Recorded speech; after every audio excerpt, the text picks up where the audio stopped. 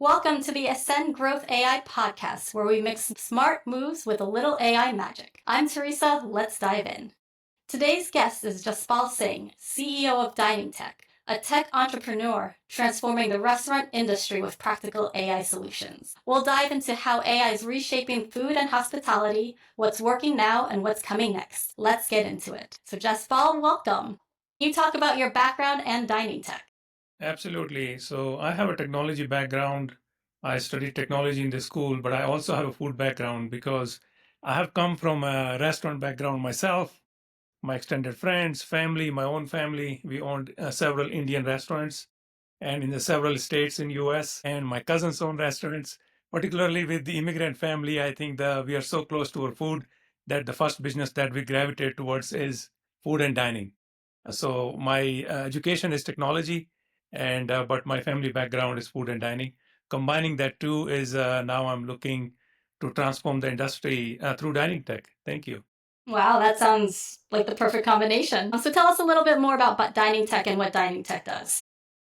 Dining Tech is a marketing and branding platform for food and dining merchants. We are currently helping the restaurant entrepreneurs to help increase their sales. So we have two components of it. One component is an AI-based marketing platform that helps with your marketing. The another component is a marketplace through which you can increase your sales. Combination of both, where we are leveraging AI and practical use of AI to help increase your overall sales. Compared to our competitors, they are looking to increase your sales either through delivery or reservation. Whereas what we are looking in dining tech is leveraging AI to increase your overall sales. It's not just how many takeout orders you have, how many delivery orders you have. It's how much your overall sales of the restaurant is. That's what we are after. And that's where I think what dining tech is a differentiator in the industry, that we are leveraging AI based marketing software as well as the marketplace, both combined into one platform. And that's what dining tech does. Thank you. Okay, good. That's great to know. And so, who is your ideal customer? Our ideal customers are in this version of the dining tech, we are targeting restaurants, food trucks, and cafes, predominantly independently owned. Okay, and you said version. Do you have a future? Yeah, we are also in the future, we are planning to acquire the merchants which are other type of food entrepreneurs. For example, you may be making a sauce, you may be making a spaghetti sauce, tortilla company, chocolate company, coffee company, and you were a food supplier that you want to put your food on the shelf in the grocery store. They are also have a need now for their marketing and marketplace needs, and we want to serve that need as well. And we are also getting lot of leads from those type of merchants because they're saying, hey, what can we do to sell goods online, as well as also reach out to those same diners who are actually shopping for the food in the restaurants.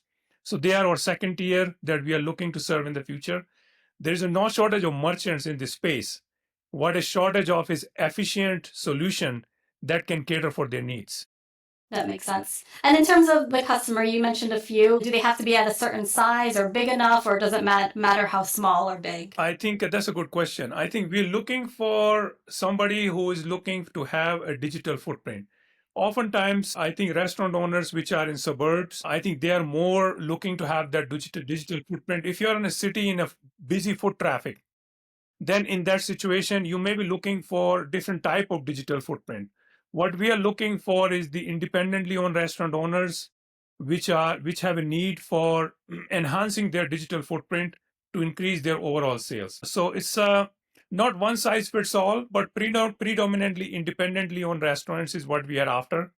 Because if you are a big restaurant chain, you already have that access to a marketing team or a marketing resources that you may not need a marketing platform like ours.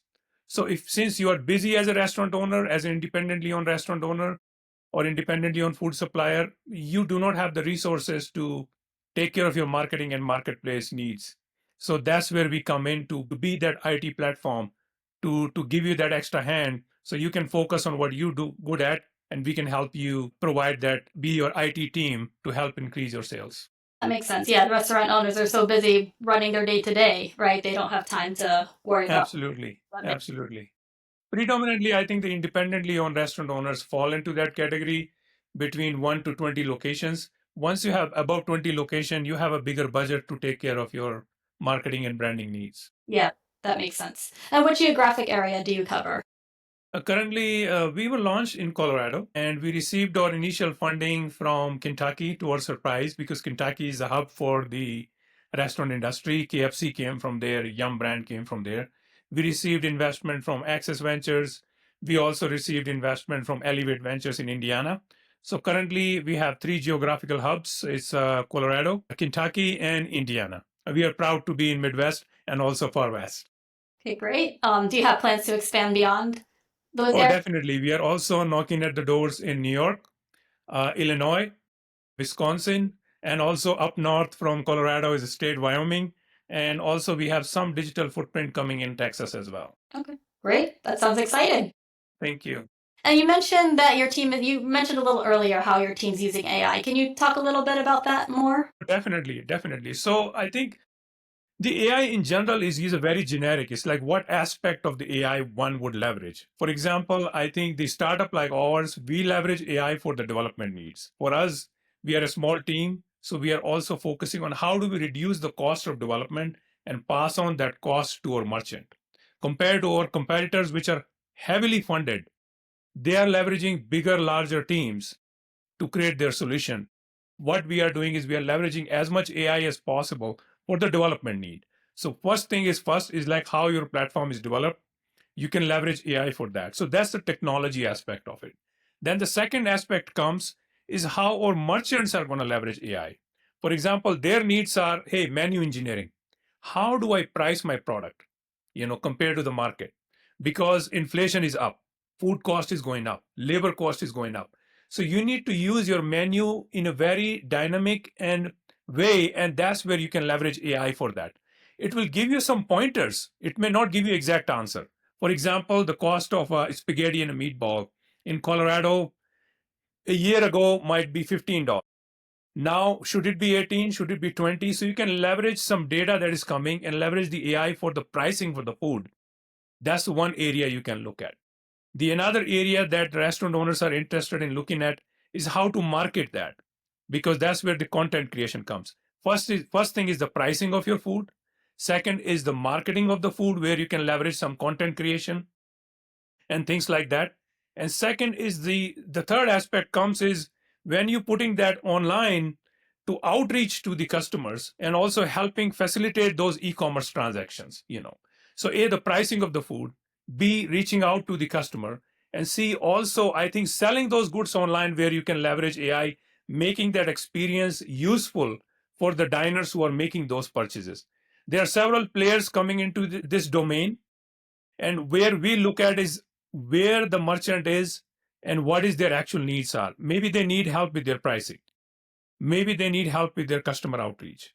Maybe they need to help particularly in the aspect of making that sales more intuitive online. Then another aspect after selling is follow up with the merchant.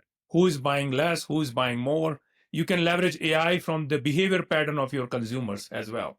So industry is transforming itself in the multiple tiers, from the pricing to the outreach to the making the sales efficiently through AI, plus also the follow up as well, post sales activities. In DiningTek, we are pretty much involved in end to end, and we are leveraging a smaller aspect of AI through which there is an overall benefit of the our merchants. That is the main thing for us. It's like our platform is merchant driven platform, so we keep an eye on what is in the best benefit of the merchant and then put the AI that can create the value for the merchant. That's where we are leveraging AI in all of these aspects. But entire industry is transforming, as I said, from supply chain all the way to menu pricing, to the outreach, to the online sales and the customer follow-ups, as well as upsell as well. Wow, that's amazing. I've actually never thought about using AI for pricing on menus. Can you give an example of like a real world example where a restaurant that you've been working with has used it, or it would just be great to hear a case Oh, study? definitely, definitely. I think the one of the prime example is, as I said, I think is the pricing of the food. For example, the cost of the chicken, as I'm just going to give a real world example. The carrot of the is 40 pound of chicken when you buy in the wholesale price was costing a year ago about $30, 75 cents a pound. The same price of that chicken is now gone up to $130 for 40 pound. It's just almost four times in the wholesale food, you know. Now, but you're looking at, hey, my chicken marsala in an Italian restaurant I was charging $12 a piece. So now you have to look at all of these factors. What is the cost of chicken has gone up, cost of labors have gone up. You have to put all of these variables. It's like rules you bake in your platform, and then you calculate. So the real time cost of the food will go up to about, hey, should it be like 12 times 4? No, the market cannot bear that. So you have to combine all of these variables and data, then come up with your pricing. Then you have to see what market can bear. Then system will make certain recommendation. Then you have to look at how much is really costing you from building to the labor cost and all those variables. And then you have to come up with the pricing. So that is how the restaurant owners are looking at this data, all of these things that they were doing it manually, but they are doing that analytics using certain AI solutions. So that's one example, which is a real world usage around the pricing side of the house. Yeah. Another example is when you making the purchases as a diner. So restaurant owners can watch the pattern of the people buying certain food, and then they can make intuitive recommendation based upon what you configure in the engine. AI can make say, hey, this person is buying that type of food more often. So you can make some upsell recommendation. So that's where I think AI could be leveraged. But again, it cannot impose on you. It can only make those recommendations. So at this point, the way I call is the AI with human touch. System will say, this is how the price should be. System will say, as a diner, this is what we recommend. The AI can recommend that food. But at the end of the day, it's a human who have to make that decision. Hey, what should be the price for my food item in the restaurant? And as a diner, I'll make a final decision. Hey, system is making these recommendation for upsell. Maybe it knows something about me, but in the end, it's my decision as a diner. So those are real world use cases that are coming where you are watching the behavior of the diner and making certain recommendation. And that's where AI is being leveraged more and more. And I think it's evolving as time is progressing. Yeah, I mean, it seems very logical, right? So now that you described it so nicely, are you seeing adoption in the restaurant space? Are people hesitant, or do you think they're becoming more open to using AI for what you just described? It's a slow adoption. I think what I'm noticing is that I think the Bay Area companies tend to adopt very fast. The bigger corporation, for example, Chipotle, McDonald's, they have a large budget, so they can adopt it faster. The independently owned restaurants, because the cost of the AI is still high, as much as we want industry to adopt, but industry is transforming from a SaaS-based business, which is a software as a service, to what I call is a micro SaaS or AI-based SaaS. So the idea is that the bigger players they can adopt it faster because they can absorb that cost.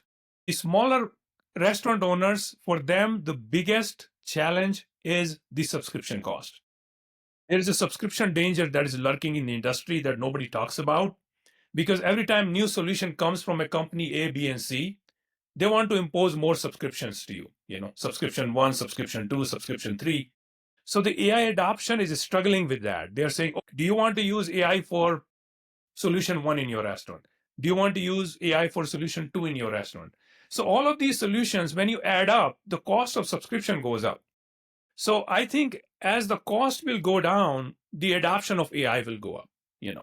So if the traditional SaaS model will be challenged a lot because restaurants cannot bear multiple subscription, the AI subscription. So consolidation is naturally going to happen. So when going back to your question, are you seeing the adoption? I'm seeing gradual adoption where they see the value. Where they see the value to the bottom line. Is your AI helping me create value in certain areas of my operations? And yes. Yes. Is your AI helping me with overall sales? Yes. So restaurant owners looking at that, and they also then looking at the cost as well. How much is costing me to do this? I can just go without it because it's costing me so much. So the adoption is coming in a step-by-step area in this. And I think so. We are seeing as the cost, if you can able to reduce the overall cost for the merchant, then I think they are seeing more and more adoption. That is my take, because we're working with so many restaurants in multiple states, and they are picking and choosing based upon where they are at. For example, cost of food is higher in Colorado versus in Kentucky.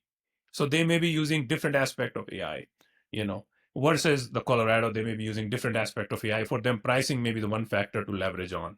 Whereas in Kentucky, outreach may be the factor that they want to leverage on. In California, as an example, particularly in the Bay Area or in LA, when people are very busy, they may leverage the different aspect of AI, which is around e-commerce and online transactions.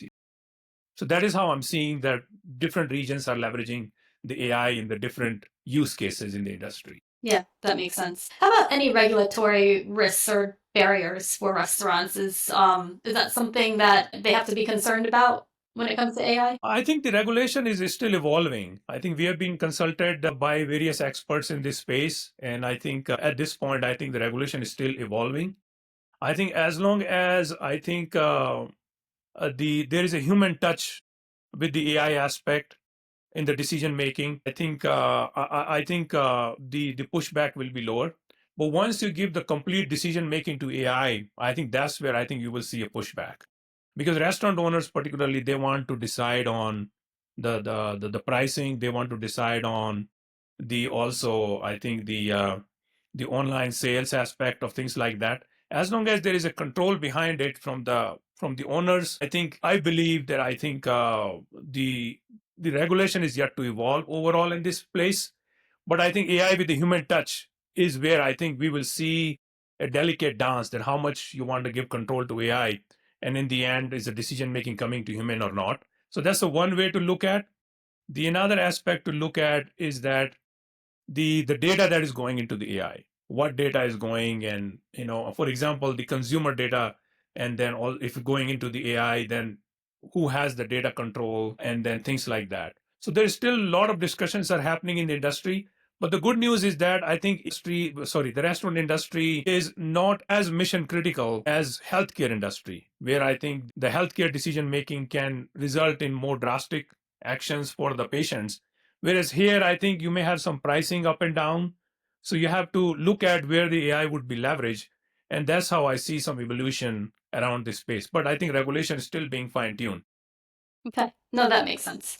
Thank you for answering that. Let's go into DiningTek and learn a little bit more. So what's working well for you right now? What are you proud of? Thank you. What's working well is, I think, for us, I think it's an evolution that is happening. It's a transformation that we are part of.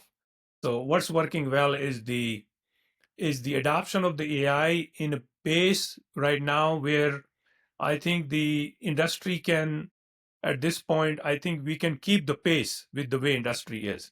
It's a slow moving industry. I think the restaurant is the digitization of the restaurants has taken longer than the other industry. So what's working well for us is, I think, is the transformation around, particularly around, I think, the where restaurant wanted to, the use cases are coming where the restaurant want to leverage AI plus also leverage the traditional SaaS both. Because in the end of the day, restaurant owners are saying, we don't want to use AI for the sake of AI. So they are business owners. So they are saying, we want to make an informed decision. So they are saying, hey, we want to look at use case, whether it works well or not. If an automation can solve that problem, we can use that. And if we need to leverage AI, then we can use that. So I think it's an industry that is keeping a pace with the evolution of the AI. And so that's the part I like, because I think they are so busy, it works in your favor, and it doesn't work in your favor. Because since they are so busy, so they can push back on the right kind of use cases. Versus, so because we are insider, I myself came from a restaurant family, so we can clearly choose where we can leverage or where we cannot leverage. Because if it helps with overall value add, saving time, increasing sales, better pricing of the food, then we are all for it. But leveraging AI for the sake of AI, use the image creation AI, use the content creation AI. So you have to, so industry is finding its balance. So where is working well is the right kind of use cases coming, and then the adoption is naturally progressing at the pace where we can handle and at the pace where or merchants can handle. Yeah, that makes sense. It's really good that you're an insider, right? So you really understand the true pain points and know how to talk about it with the restaurant owners because it has to be very practical, right? It can't just be for the sake, like you said. Definitely, definitely. I think there's a lot more AI solutions are coming at a very fast pace. Other industries may be adopting at a very faster pace.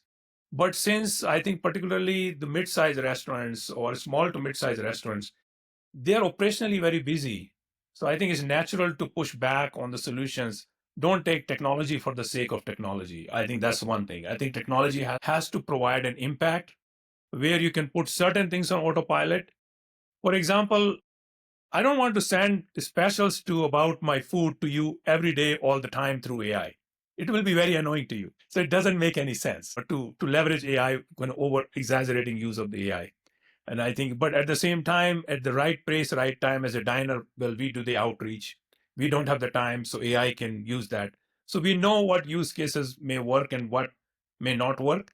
And traditional SaaS may solve certain use cases, but certain use cases where you can leverage AI to make those decision makings for you with some human touch is where I think wins are coming.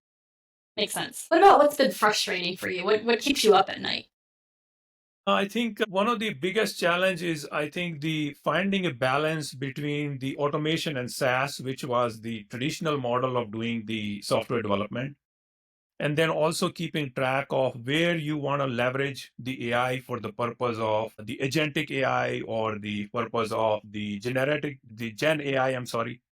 So I think you have to find that balance between your traditional SaaS and automation model and then evolve that to an AI and agentic AI model to a place where it would be acceptable by the your merchants.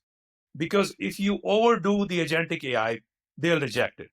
At the same time, if you keep too much SaaS, then cost is you can't charge that much cost either. So it's a delicate balance to keeping the pace how the traditional SaaS and software models are developed versus the newer model, and also making sure it's get adopted by the merchant. Plus, also you have to make sure the cost is low for them to adopt. So it's a lot of balancing act you have to do as a CEO now, because gone are the days where you need to raise $100 million to create a platform, because you can leverage AI to create the platform.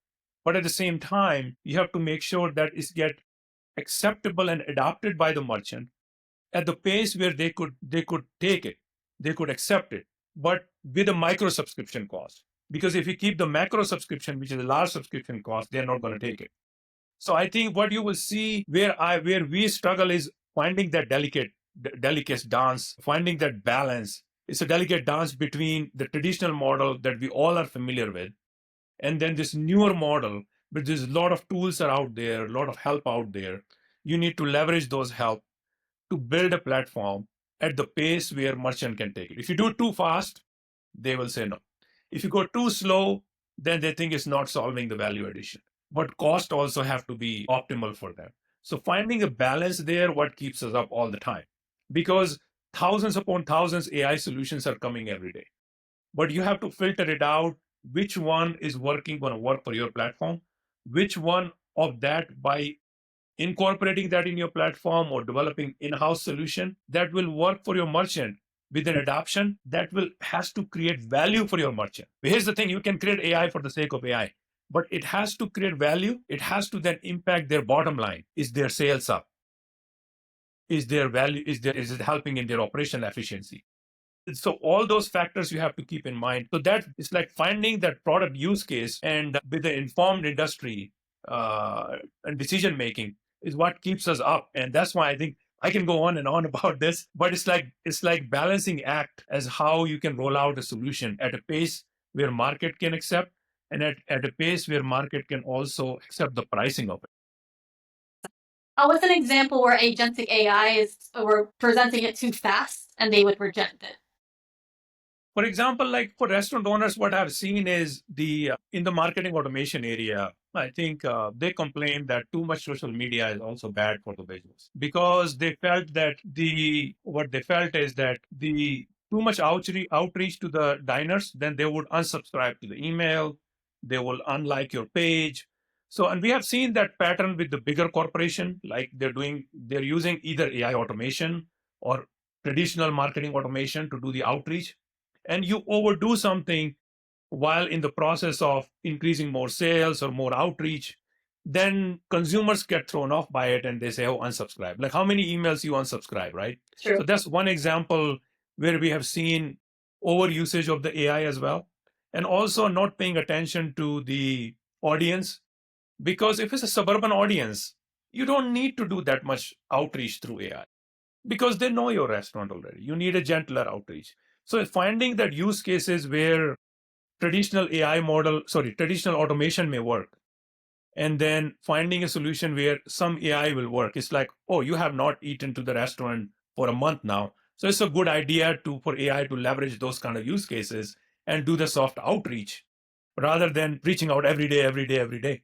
So we have seen those real world use cases where we have seen unsubscribe rate being up, the following of the restaurant drops if they do over outreach, and restaurant owner themselves say that. But at the same time, I think this is what I said. I think you have a lot more solutions out there, but human touch is still important with AI. Yeah, that makes sense. Yeah, I actually unsubscribed from two mailing lists today, so I definitely can understand where it gets too much. As a business owner, what metrics are you looking at on a weekly or monthly basis? I think for us, the metric is very simple. I think we look at the A. I think the sales for our merchants needs to get better every week and every month. Their sales need to, whatever potential they have to reach as a restaurant owner, are they able to reach that goal? And if they are not able to reach that goal, then what can we use within our platform? And some of them are AI driven tools, some of them are traditional SaaS tools. So we use combination of the tools to see if their overall sales of the restaurant is reached to a potential or is crossing that potential or increasing where they want it to be. That's the main thing. Particularly this industry is very heavily tied to their financials. So we have to keep track of that. So for us, really, really important that we take care of those merchants and their core needs. And rather than taking too many merchants in our platform, the way we look at it is existing merchant and their overall metric surrounding sales needs to be met, and it needs to cross that threshold. That's what we track. Where do you want DiningTek to be 6 to 12 months from now? I think our goal is to continue to grow. I think we are currently in 8 states, and our goal is in 6 to 12 months to be in at least in about another 2 to 5 more states. So the goal is to go reach about 15 states total. Currently, we are in about 8 states, and we're talking footprint. So add a few thousand more merchants in a few more states, and we continue to explore where merchants have a need, so we can expand in additional states. How many merchants do you currently serve now? Currently, we have about 2,100 merchants in our platform in 8 states, and our larger footprint is in Colorado and Kentucky, and or smaller footprints are in 6 other states. So footprint is naturally going to grow in these other 6 states, and then from beyond that, I think we're looking to add additional 7 states. Okay, how many merchants would that be when you get to your 15 states? I think it's going to cross about 5,000 merchants. Thank you. How are you going to find the merchants in the other states? I think for us, we have our own outreach through our own platform. We leverage, I think, the channel partner relationship to reach out to the merchants as well. And then for us, I think also a referral is a big business in that sense, because I think the fastest way to get leads is once we get a few restaurants in a state or in a city. Once they see the traction for them, the growth for them, then it's naturally for them to give us the more. It's like 1:3. If you get a 10 restaurant, it's very natural to get another 30 through them. And then also, I think through channel partners, we have a lot of channel partners who keep an eye on where the restaurants are struggling. Then they give us those leads, say this merchant is struggling, can you help them? So for us, we are positioning ourselves as a growth partner to the restaurant to increase their overall sales versus just a technology solution for the sake of technology. So there's no shortage of merchants to provide help. Inflation being high, labor cost being high, and also I think operationally restaurant owners are very busy. So in that sense, there is no shortage of merchants. But once we have a footprint, I think it's a snowball. Yeah, agree. We'll just continue to accelerate from there. And what's stopping you from getting there faster than 6 to 12 months? I think we have to also look at how soon we can onboard the merchant as well. For us, every merchant that comes in our platform, we have to make sure that they are taken care of first. And so I think we ourselves are transforming from a traditional SaaS and automation company to an AI company. So as we are helping the merchant, we still look at what their core set of needs are. And then we are leveraging AI for those needs as well. There's no doubt. But at the same time, we also have to keep in mind, are those needs being met through these onboarding activities? And if they are not, then there is more automation that we have to do. So I think platform needs to be enhanced to keep that, and then keeping the metric has to meet for those merchants. If it doesn't, then I think you are falling short to meet that goal. So I think, plus I think startup like us, there is also budget constraint.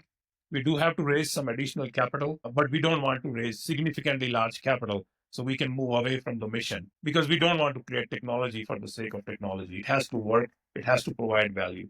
So those are some of the constraints that we have as platform enhancement or on our own. Plus, in addition to that, I think some funding limitation that we do. Okay, can you give me, you said the onboarding activity. Can you give me an example of what's an example of an onboarding activity? So onboarding, for example, if you sign up as a restaurant owner, then we have to take their menu. We have to make sure put it in our in our platform, and then we have to make sure we enable their e-commerce. And then also we have to make sure that if they need to create online web presence, then we can help with that as well. Then so it's a combination of activity follows starting with their business information.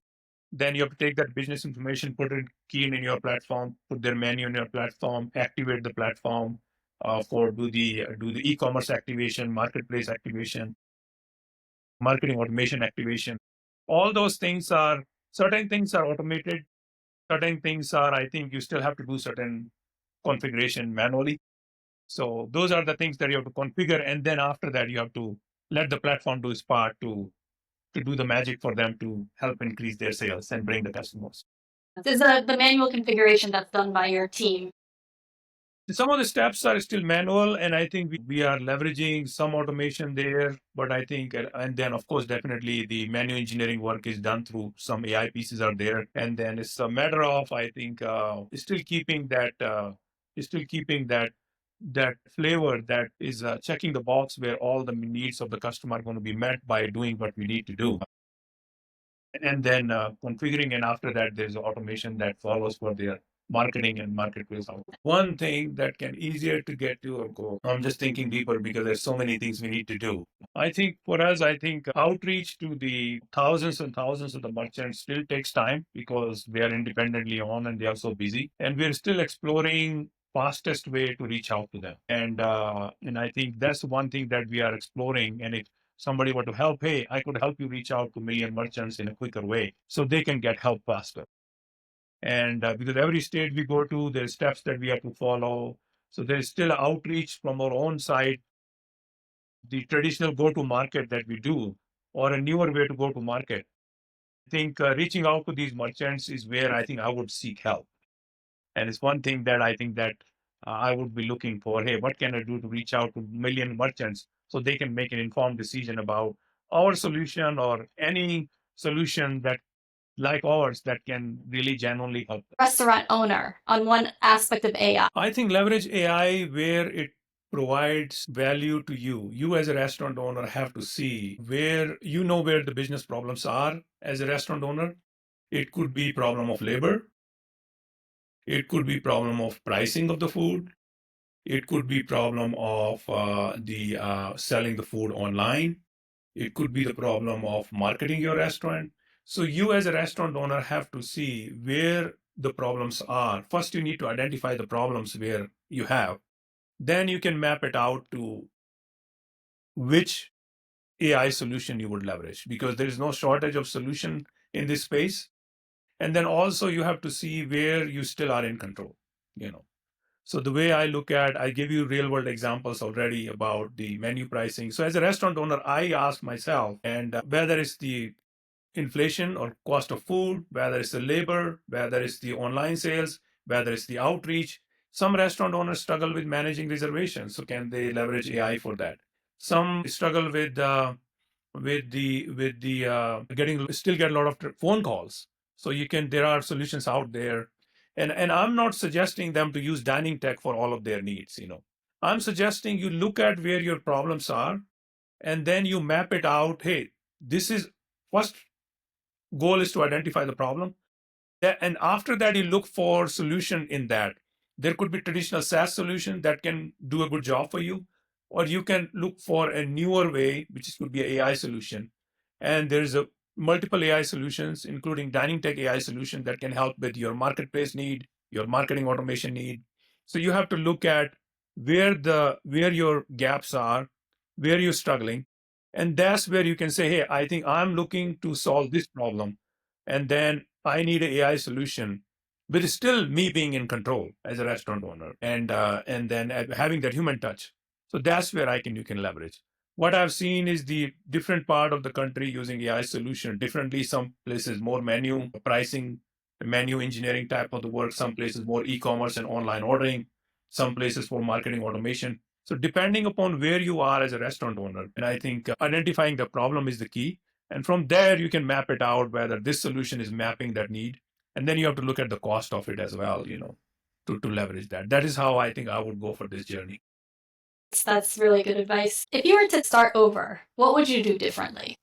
I think instead of raising more and more capital, you should continue to make sure that your solution is fitting the customer needs.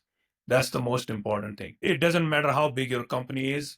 I think what matters is it really fulfilling the need of a few merchants or a few hundred merchants or a few thousand merchants or tens of thousands of merchants? Is it fulfilling the need of the merchants or your customer base? That's the most important thing.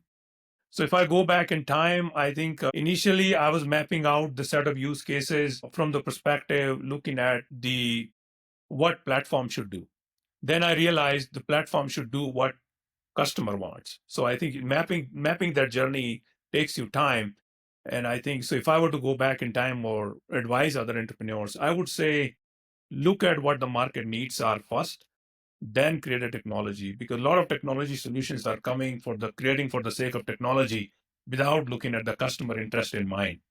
So spend some time on market research. That is the critical, because initially for us the challenge was when we were creating the platform, we run into this wave of COVID because we launched our company during a year before COVID. Once COVID hit, the marketplace and the entire industry went towards delivery and e-commerce. I think industry is now coming back to the traditional sense. The restaurants are a dining place, they are brick and mortar place. So we had to adapt a lot based upon external events, but looking at the customer need, that's the most important thing. If your solution is doing that, then you can leverage either AI or traditional SaaS, whatever is needed to fulfill that need. That's what I would recommend to the young entrepreneurs. That's really good advice. What about as a CEO and a business leader? What are tips that you would give to those who want to aspire to own their own business one day? Well, I think uncertainty is your friend and you need to cherish that. So I think that's the most important thing. I think your job is to make sure you find a certainty within that uncertainty, particularly in the food and dining industry. What we face as an uncertainty as a tech entrepreneur is nothing compared to what an independently owned restaurant owner faces uncertainty pretty much every day. Our uncertainty as a food and dining technology entrepreneur is nothing compared to food suppliers, food growers, or the restaurant owners. So I think the better you get managing those uncertainty, I think that's what the most thing, one of the most valuable advice I can give is, you know, get used to of it, managing it, and how you can manage it more efficiently because you're helping the people who have 10 times more uncertainty than you. Yes. That's my recommendation. And another thing is, I think, lead by example. Your team is look up to you as a CEO for certain answers, for key directions for the company. So you have to step up and lead by example and help your team to achieve that. If you were to use this podcast as an infomercial for your community, what do you want them to walk away with? What's the message? So as I said, I think for me, the walkaway message as a restaurant owner, I would say to them is like, particularly the food and dining community, look at where the gaps are coming. It may be your sales are low. So ask yourself, is there a solution to help me increase my sales? You may leverage certain delivery companies, but they charge 30 to 40%. Is that a right channel to partner? Or look for a partner. I'm not going to make a pitch for DiningTek here, But at the same time, I would say look at what problems you have as a business owner in a calmer way, and then map out, write those things down. Majority of the food and dining entrepreneur sales is a big problem, but operations is also another problem. Because the moment you increase your operations, your brain free up, then you can take care of your customer, sales will naturally increase. So you look at where the problems are. It could be supplier side, it could be operation side, it could be the online sales, it could be inside sales.